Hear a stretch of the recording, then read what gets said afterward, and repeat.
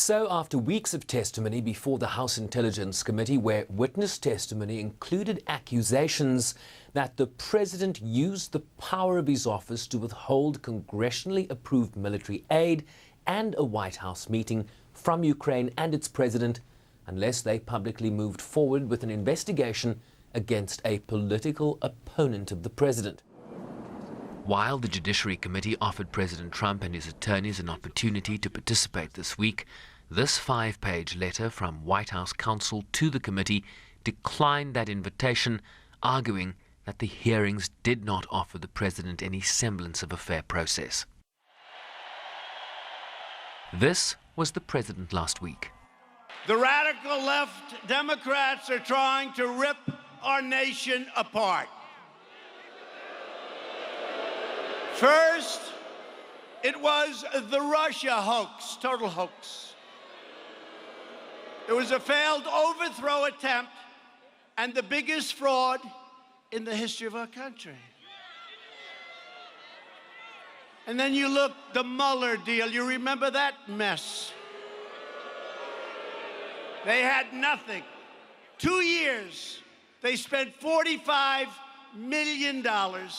And the real cost is many times that number.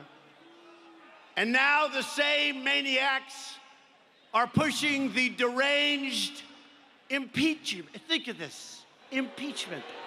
Impeachment. A witch hunt, the same as before.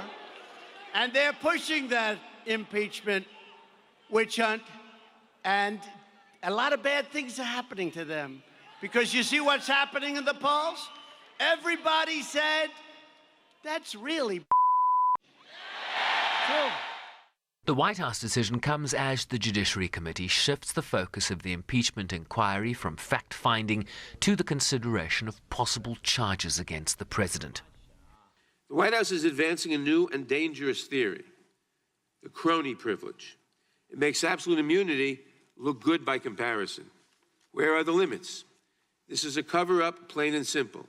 If it were to prevail, especially while the Judiciary Committee is considering whether to recommend articles of impeachment, it would upend the separation of powers as envisioned by our founders. Current national polling averages reveal support for impeachment at around 49%, with those against impeachment at 43%.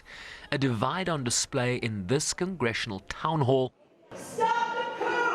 where this Trump supporter was escorted out.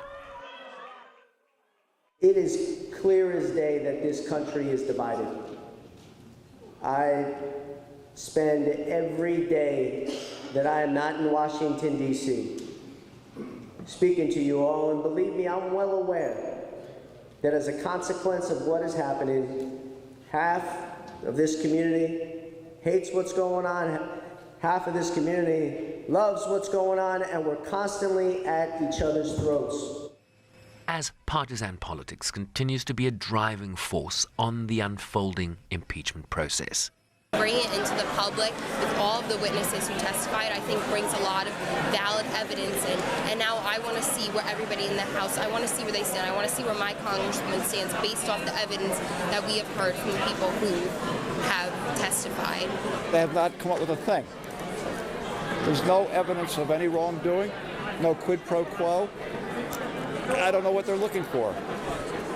They'll never find it. As Democrats in the House seek to have their work completed before the year's end.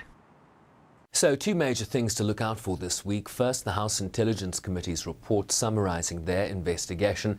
And secondly, the start of the Judiciary Committee process that will consider whether that report amounts to malfeasance on the part of the president and whether he should be impeached or not. A decision that could come as early as the next 2 weeks, with a full House vote likely before December 25th. Sherman Bryce-Pease, SABC News, New York.